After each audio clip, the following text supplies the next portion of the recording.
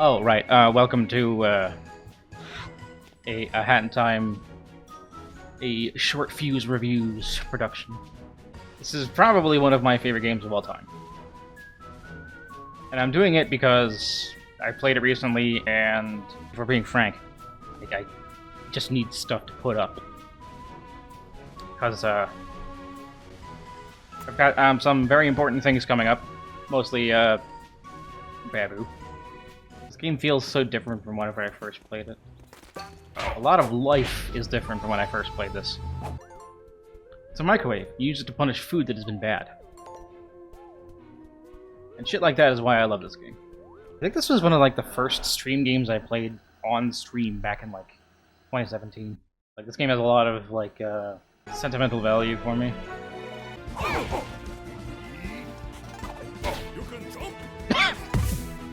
That's one of my favorite lines. You can jump?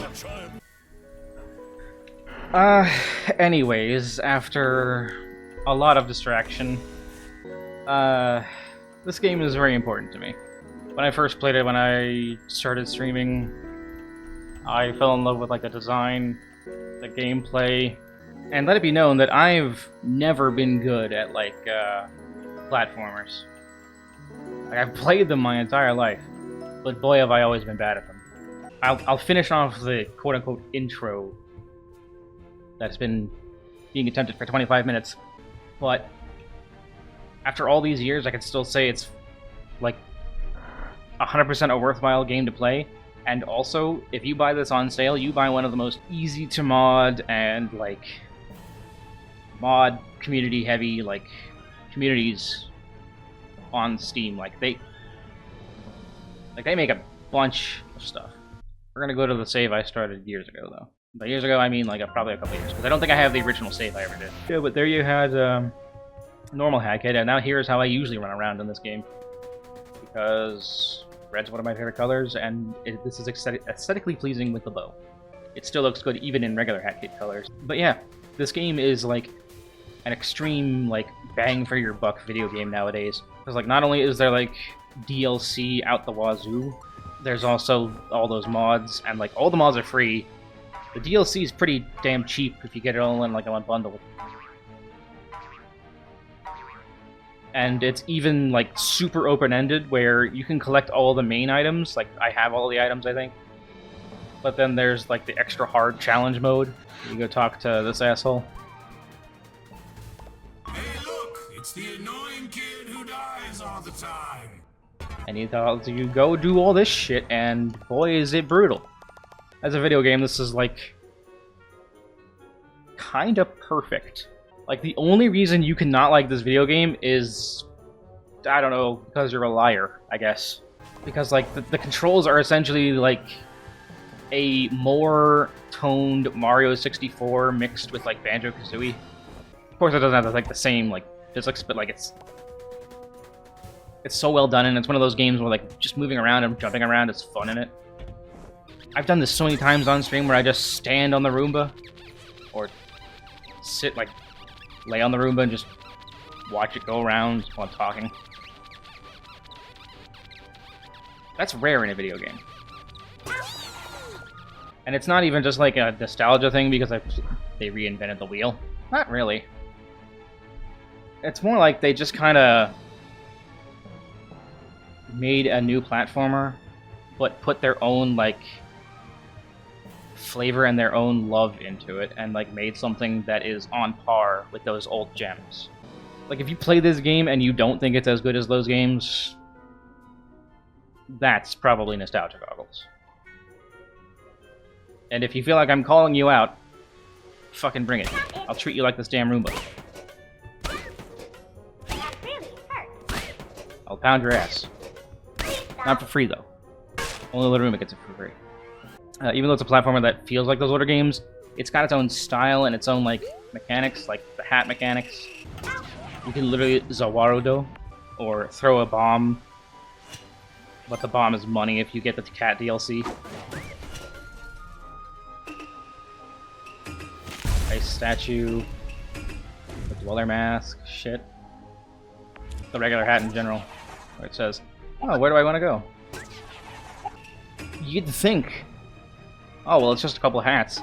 You'd think that either would be too much or not enough, but it's kind of like a perfect amount to me. Because, like, you have everything you need to do things slightly differently in this game. And, like, even this one is kind of just extra. This one's literally just for a very specific mechanic. Like, that's not even the only thing to love about this game is, like, all the characters are amazing. Like, except for maybe Mustache Girl. She's kind of just annoying. I mean, literally at the end of the game, everyone's essentially just like, go away, no one likes you. But like, I can literally remember most of the characters just off memory. Like, the Mafia Town dudes are always, like, in the back of my head. Over here is... I almost wanted to call him Shambler, but I think that's a slur for zombie. Snatcher. I think his name's Snatcher. Snatcher's an amazing character. The only one I don't remember any characters for is, like, this map. But, like, I think it was just a bunch of generic characters and then some, like... No, that's about it, actually. And, like, this little hub world's also amazing, because it's just, like, it's a ship, but also you can just, like, go to so many different places with it. Oh, and the most memorable characters. The owl and penguin bastards. Like, I will never forget these assholes. Yeah, these guys are both idiots. And I hate them, but also love them. So, not only is the gameplay good, the characters are also memorable. The levels are always, like, very fun. DJ Grooves. The movie should be made by real birds. Here's JonTron. I believe this was before he said a bunch of racist shit on Twitter. But yeah, memorable characters, fun levels, the movement is fun. This is just a wholesome fucking game with plenty of simple, like, non-imposing fun, and it actually has, like, a lot of challenge to it if you wish to engage with such challenge. The only thing I could say that is, like, too difficult is, like, some of the missions in the Seal the Deal DLC. The Seal DLC, like, on the ship, that shit was rough. Like, that was them going, oh, our game's too easy, huh? Alright, here you go. Perish. Anyways, this is really hard. This is pretty damn hard, too. This one's fine. We're gonna go say hi to all the seals. Because they're cute as shit. Oh wait, we have to do one thing before I continue to talk to seals. We have to go bother our best friend.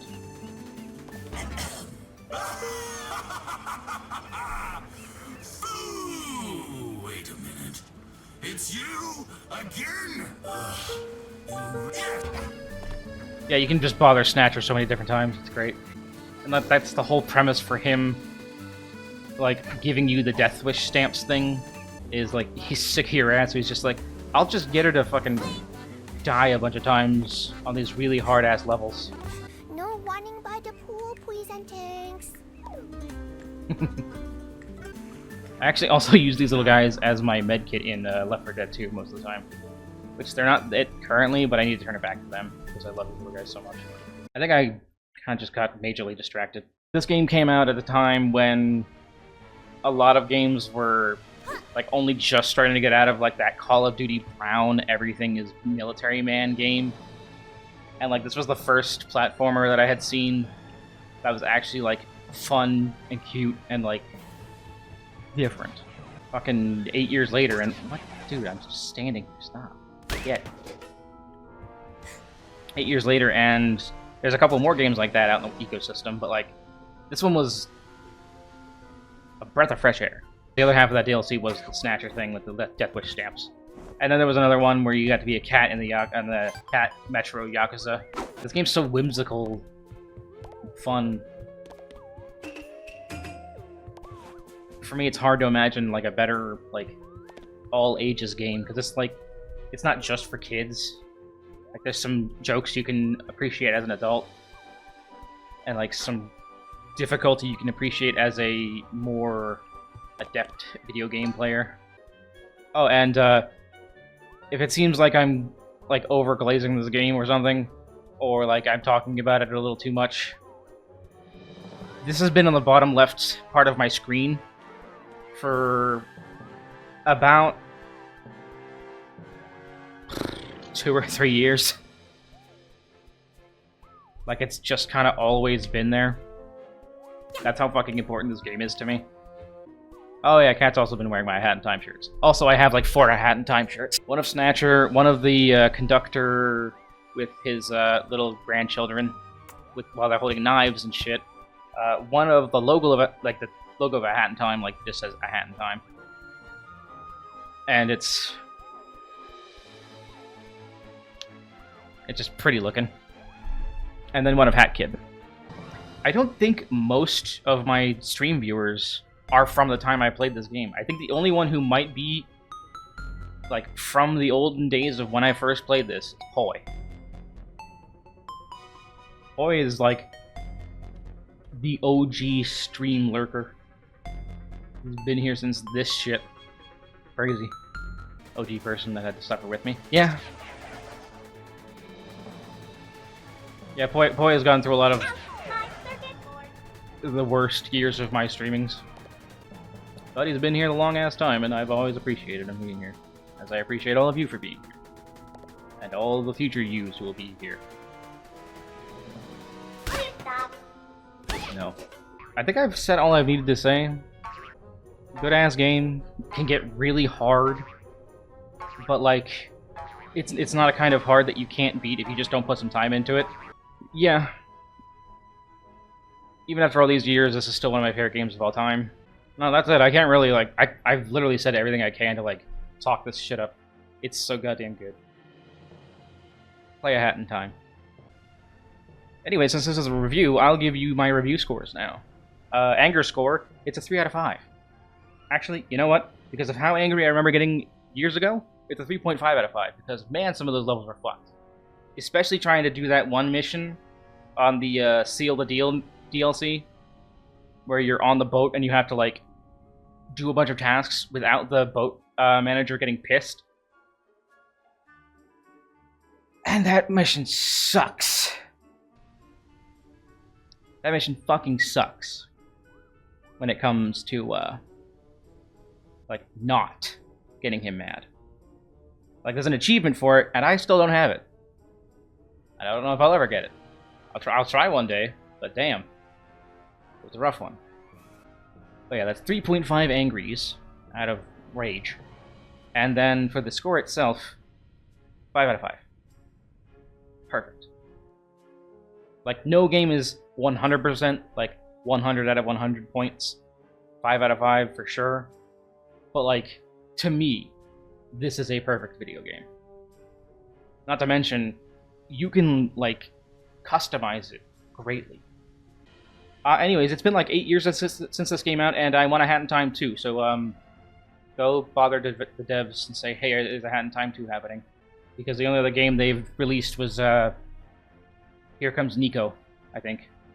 And that was fun and great, and I love that too. But I want a Hat in Time again. I want this little shit running around beating things up with a baseball bat again. And, like, I know the DLC is here, and we essentially have a Hat in Time forever with like the mods that you can access up here. But, like, I don't know. I just want more this. I mean, just look at that smug face. She knows what she's done. So yeah, 5 out of 5. Perfection in video game form, according to some jackass on the internet. With that, I will go ahead and end the review here. Alright, now's your time in chat to say hello to YouTube if you wish. Oh, I'm gonna have to censor that. Full Metal put some obscene content in the chat. Disgusting. This has been a Woe Rabbit production. With me, your host, Woe Rabbit. And, hope you enjoyed. Get the fuck out of my house. Hang on. No, not I said get out. You don't want this, do you?